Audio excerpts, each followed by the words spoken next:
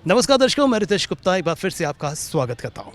दर्शकों, भगवान रामचंद्र जी की बात करें तो त्रेता युग में भगवान रामचंद्र जी ने रावण का वध करके, जी हाँ, बुराई पर अच्छाई का जीत का प्रतीक दिया था।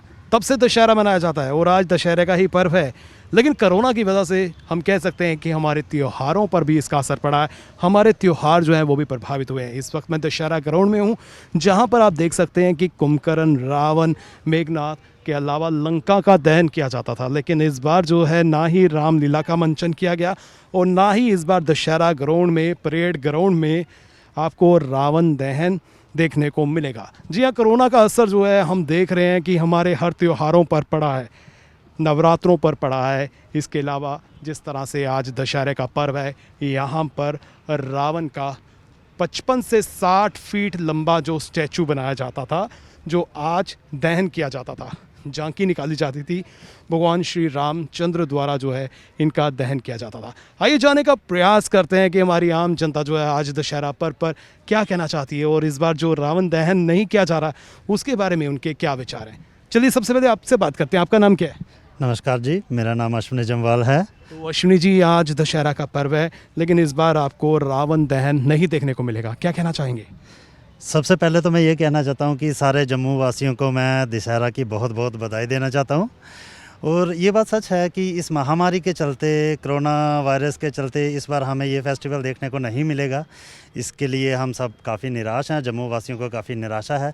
जैसे हमारा दिवाली, नवरात्रे, दशहरा, हर फेस्टिवल हम बहुत हर्ष उल्लास से, बड़े धूमधाम से मनाते हैं। इस बार ऐसा कुछ भी देखने को नहीं मिलेगा, तो इस चीज़ को लेके काफ़ी लोग निराश हैं। जम्मू के काफ़ी ज़्यादा निराशा जो है वो साफ नज़र आ रही है। लेकिन आपको नहीं लगता कि कोरोना का दौर है, जो एडमिनिस्ट्रेशन ने फैसला लिया है वो कहीं ना कहीं जो है आम जनता के मद्देनज़र ही लिया है? डेफिनेटली हम इस चीज़ का समर्थन करते हैं कि जो सरकार ने फैसला लिया है, बहुत अच्छा फैसला लिया है। सरकार के फैसले के दौरान ही हम लोग ये अपनी फैमिली के साथ सुरक्षित घर में रहें, जीवित रहें, हम अपनी फैमिली के साथ खुश रहें, इसीलिए सरकार ने ये फैसला लिया है और इस फैसले का हम समर्थन करते हैं।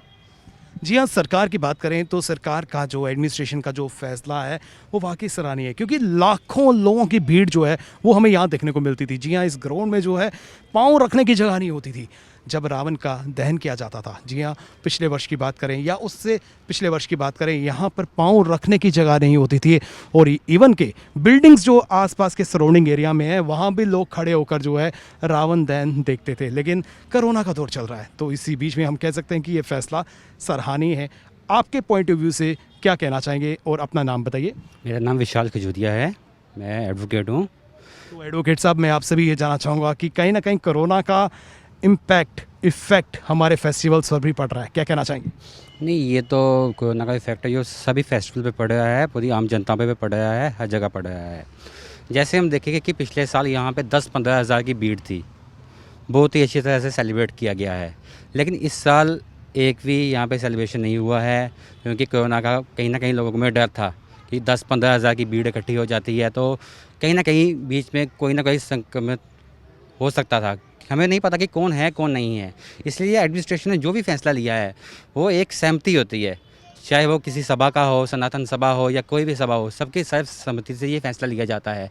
इसमें बहुत ही अच्छी तरह से मतलब कि फ़ैसला लिया गया था। लेकिन ये है कि अब इस समय नहीं सेलिब्रेट हो जाए तो दुख तो, निराशा तो होती है, क्योंकि ये साल में एक बार ही आता है और इस फेस्टिवल में बुराई की अच्छाई की जीत होती है। तो सेलिब्रेशन करने का क्या और भी कोई ढंग है? हम किसी और ढंग से भी सेलिब्रेट कर सकते हैं, जैसे कि रावण का जलाया जाता है, उसको दहन किया जाता है। लेकिन इस बार जो है कोरोना के कारण दहन नहीं करें, लेकिन कोई और मेथड भी है कि हम सेलिब्रेट कर सकें, हम कोई और ढंग अपना सकते हैं। हाँ, आप अपने घर पे ही अच्छी तरह सेलिब्रेट कर सकते हैं, दीप जला सकते हैं, मिठाइयाँ आपस में बांट सकते हैं, दोस्तों से मिल सकते हैं, क्योंकि ये मतलब कि फेस्टिवल हम ये मतलब कि एक किस्म का रह गया है कि आप खाली फ़ोन पे ही बधाइयाँ देते थे। अब लेकिन कोरोना काल में आप एक दूसरे से घर में मिल सकते हैं, फैमिली के साथ बैठ सकते हैं, एंजॉय कर सकते हैं। इसमें कुछ लोगों ने ये भी किया है कि इस समय इको फ्रेंडली केक रावण का बनाया है जो काटेंगे इस वक्त, तो बहुत ही अच्छा फैसला है कि आप इको फ्रेंडली इस वक्त दशहरा सेलिब्रेट कर रहे हैं।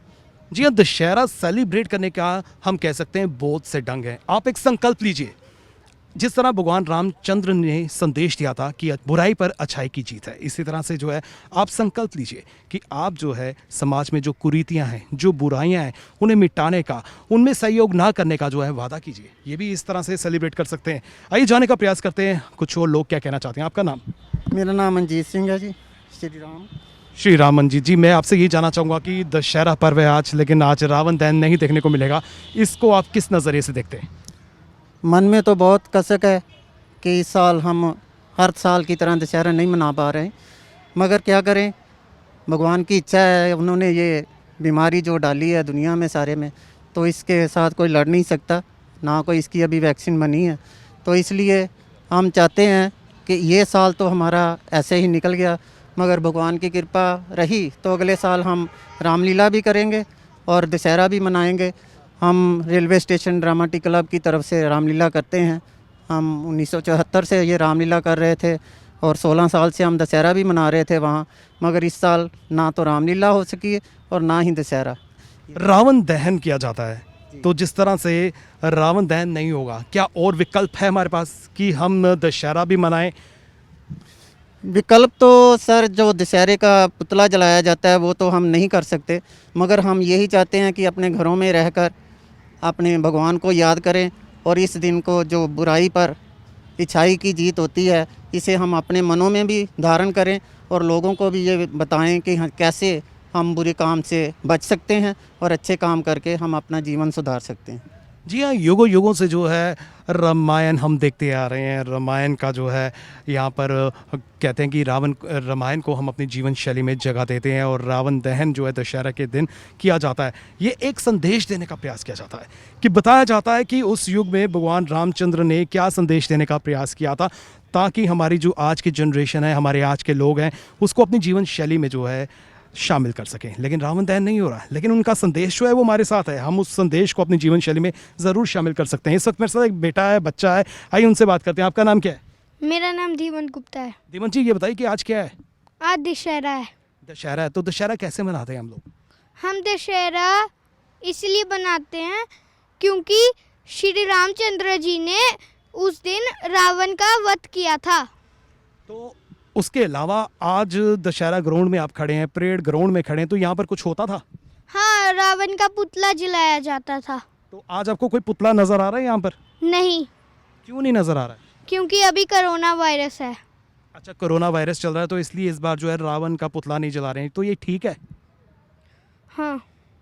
मिस, रावण दहन करना चाहिए, रावण का पुतला जलाना चाहिए? अभी नहीं, इस हालात में तो नहीं जलाना चाहिए, लेकिन ऐसे अगर नहीं है ये कोरोना वायरस तो जलाना चाहिए। जी हाँ, बच्चा जो है वो समझता है कि कोरोना का दौर चल रहा है और इस कोरोना के दौर में जो है जो प्रशासन ने कदम उठाया है वो कहीं ना कहीं सही है। अगर हम जीवित रहेंगे तो हमारा जो आने वाला समय है, आने वाले वर्ष हैं, उनमें हम धूमधाम से अपने फेस्टिवल्स, अपने त्यौहार मना सकते हैं। इस वक्त मेरे साथ कुछ और लोग हैं, आइए जाने का प्रयास करते हैं वो क्या कहना चाहते हैं। आपका नाम क्या है? जी, मेरा नाम अतिन है। तो अतिन जी, आज दशहरा का पर्व है, तो क्या कहना चाहते हैं इस पर्व के बारे में? देखिए, आज के दिन जैसे कि सभी लोग जानते हैं कि रावण का वध करके श्री राम जी ने बुराई का अंत किया था, पाप का अंत किया था।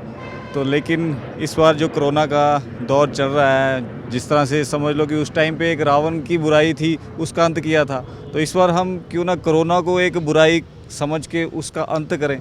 जो नहीं दशहरा मनाएं, हम कोरोना को मिटाने के लिए हम सब लोग मिलके कुछ प्रयास करें, ठीक है? क्या प्रयास कर सकते हैं हम? देखिए, हम जैसे कि आप लोग थोड़े से लापरवाह हो गए हैं, ठीक है ना। पहले थोड़ी सी लोग सारे डिसिप्लिन मेंटेन कर रहे थे, सोशल डिस्टेंसिंग मेंटेन कर रहे थे, लेकिन अब फिर से वही थोड़ी सी लापरवाही शुरू हो गई है। मैं यही मैसेज देना चाहता हूँ कि ये सब, अगर इस बुराई का अंत करना है, कोरोना वायरस को ख़त्म करना है, तो हम सबको डिस्टेंस मेंटेन करना पड़ेगा। जो कुछ भी पॉसिबल है वो सारी चीज़ें, गवर्नमेंट की गाइडलाइंस है वो हमें फॉलो करनी होगी। मैं पर्टिकुलर रामलीला की बात करता हूँ, जैसे कि आप रामचंद्र जी की भूमिका निभाते थे, इस बार आपको वो परफॉर्म करने का मौका नहीं मिला, क्या कहना चाहते हैं? देखिए, मुझे काफ़ी टाइम हो गया है श्री राम जी का रोल करते हुए। हर साल जब जैसे ही नवरात्रे आते थे, एक एक्साइटमेंट होती है, एक उत्साह होता था बच्चों से लेके बूढ़ों तक कि रामलीला आएगी और हम उसका, जैसे कि हम धर्म का अपना एक प्रचार जो है हर साल जैसे करते थे इस साल भी करेंगे, लेकिन इस साल नहीं कर पा रहे हैं। तो लेकिन ज़रूरी नहीं है कि हम इसको हम अगले साल भी कर सकते हैं, लेकिन इस साल जो दौर है, जो वायरस चल रहा है, इसको ख़त्म करना बड़ा ज़रूरी है। कहते हैं जान है तो जहान है।